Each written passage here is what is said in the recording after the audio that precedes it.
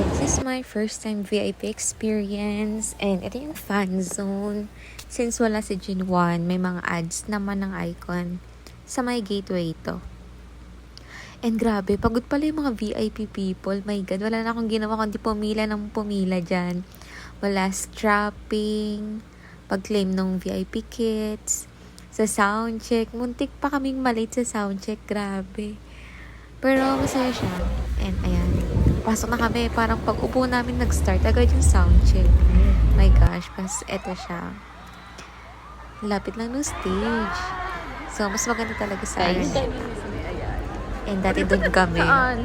Last September, last year sa KPM2, nag-gen ad kami. Pero dahil sa Horlocon na ito, nag-VIP na kami. Ito guys, dyan kami Sino dati. lang? Alam ko, gitna tayo nun eh. Parang tapat. Ito pala,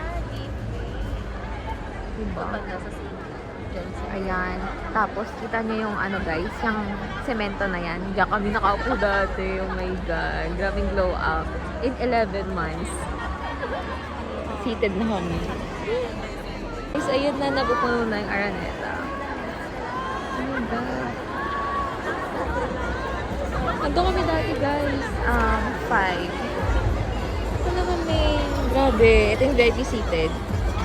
Row 15. So, lapit ang main stage. Oh. Wow.